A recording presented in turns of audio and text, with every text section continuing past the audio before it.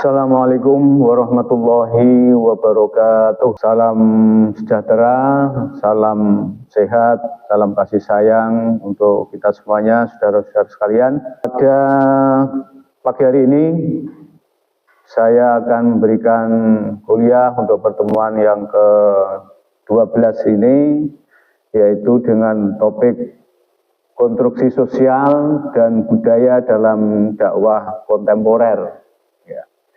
Dalam dakwah kontemporer.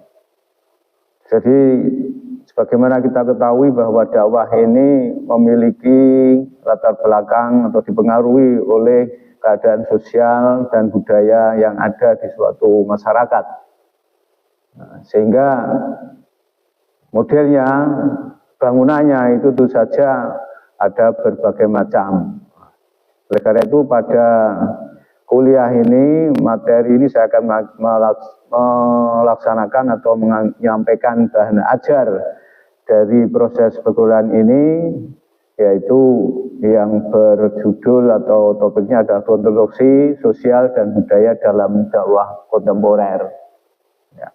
Jadi sebagaimana yang pertama kita pahami bahwa kegiatan dakwah ini selalu berkembang dari masa ke masa. Kegiatan dakwah yang terkini tentu saja disebut sebagai dakwah yang kontemporer. Atau ini yang berlaku pada kali terakhir ini. Dakwah kontemporer akan selalu muncul dalam setiap periode zaman yang memiliki perbedaan-perbedaan dan perkembangan-perkembangan. Jadi setiap dakwah dipengaruhi oleh kondisi sosial dan budaya yang melingkupinya. Kondisi budaya dan sosial yang berbeda ini menghasilkan dakwah yang berbeda pula, sehingga tipe dakwah beraneka ragam. Tentu saja bagaimana kita pahami, di samping faktor sosial dan budaya, keanekaragaman tipe dakwah itu juga merupakan, luas itu artinya adalah mengandung semua aspek kehidupan. Dan luas itu artinya ajaran Islam itu selalu terbuka dan mewadahi semua perkembangan kehidupan. Sehingga ini nanti yang menjadikan upaya dakwah itu bisa beraneka macam. Selanjutnya kita harus tahu tentang keadaan dakwah di negara kita yang sekarang ini. Atau saya sampaikan yaitu tipe dakwah di Indonesia ini dipolarisasikan dengan ada tipe dakwah yang tradisional atau yang sudah biasa dilaksanakan sejak zaman dahulu, dan mungkin yang agak modern. Ini kita sebut dengan polarisasi tipe dakwah, yaitu polarisasi tipe tradisional dan modern. Yang tradisional itu adalah tipe dakwah yang dilakukan oleh mainstream Islam Indonesia. Jadi mainstream itu adalah arus utama yang diwakili oleh organisasi Nahdlatul Ulama. Jadi bagaimanapun juga kita melihat Islam di Indonesia, mainstream itu yang pertama adalah organisasi dakwah yang terbesar, yaitu Nahdlatul Ulama. Ya. Nahdlatul Ulama sampai sekarang ini yang kontemporer tetap tipe dakwahnya adalah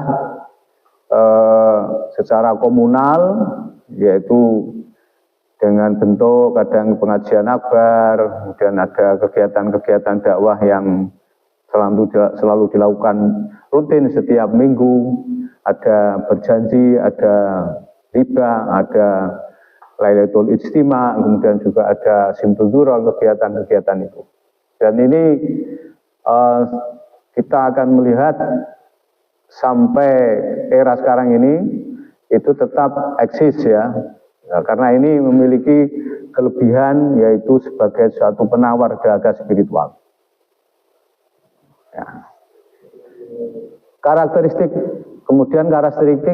komunal dakwah Nahdlatul Ulama ini memang banyak melakukan dengan secara kolosal yang paling banyak, yaitu menghadirkan orang banyak, pengajian akbar ataupun istighosah ataupun mujahadah. Ya. Ini tentu saja sebagai tipe dari dakwah NU yang memang pada awalnya memang komunitas Nahdlatul Ulama itu adalah pada sektor atau pada wilayah-wilayah pedesaan awalnya, yang kemudian memang sudah terbiasa hidup berkolektif, ya. Karena ini tercermin dalam ritual dan kegiatan keagamaan yang melibatkan partisipasi aktif seluruh elemen masyarakat. Kemudian yang modern, ini karena Muhammadiyah, ini biasanya pengajiannya, dakwahnya itu lebih terbatas, kemudian dialog, kemudian juga bagaimana merivalitasi masjid, kemudian remaja-remaja, ini sangat instan untuk dilakukan, termasuk juga pendidikan dan kesehatan. Ini yang mainstream di Indonesia, ya. Kemudian di samping mainstream itu yang arus utama yang ada di dalam masyarakat Indonesia, di dalam negara kita Indonesia ini juga ada tipe dakwah yang tidak seperti itu. Jadi yang muncul akhir-akhir ini yang saya kategorisasikan atau saya klasifikasikan menjadi 3. Yang pertama adalah yang ritual, ideologis ritual, kemudian yang kedua adalah ideologis politis, dan yang ketiga yang umum non ideologis.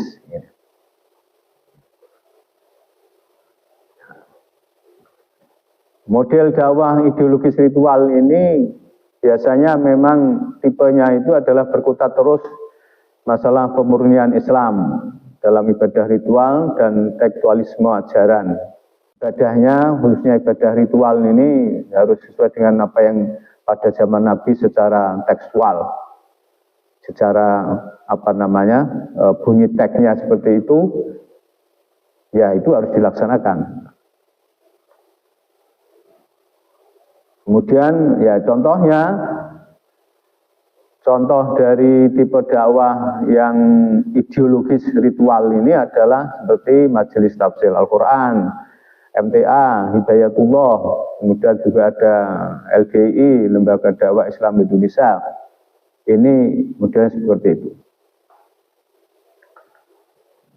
Kemudian yang kedua adalah tipe ideologis politis. Jadi penyampaian dakwah itu senantiasa terus dikaitkan dengan politik, dengan kekuasaan. Ya. Untuk membentuk masyarakat itu harus dilakukan dengan membentuk masyarakat yang di situ negara itu harus diislamkan begitu, atau sampai sekarang juga masih ingin mendirikan istilahnya khilafah.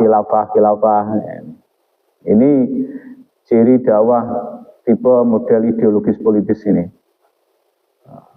Contohnya adalah gerakan FPI, walaupun FPI itu sudah secara de jure itu sudah dibubarkan oleh pemerintah, dikatakan sebagai organisasi yang terlarang, tetapi secara de facto itu masih ada, orang-orangnya masih ada. Juga Majelis Mujahidin dan juga simpatisannya ini. Ini model ideologis politis. Nah,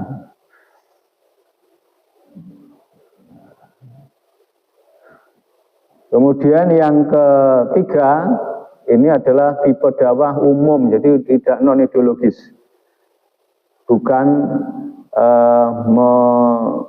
mengajak secara ideologis tertentu. Nah, ini kita saya klasifikasikan sebagai tipe dakwah umum non-ideologis. Model dakwah umum non-ideologis ini adalah model mendakwahkan paham Islam secara terbuka. Ya, mereka mengakomodasi berbagai pandangan, paham dan sekaligus silahkan, ya. Ini bersifat umum memang, bersifat umum. Ya, ini contohnya dai-dai kita yang terkenal semacam Ustadz Abdul Somad, kemudian Hakim, Yusuf Mansur, ya kemudian juga Wijarnarko dan sejenisnya ini tipe-tipenya seperti itu. Jadi ini adalah model struktur atau konstruksi sosial, ini pengaruh sosial budaya dari masyarakat yang ada di dalam keadaan sampai sekarang ini.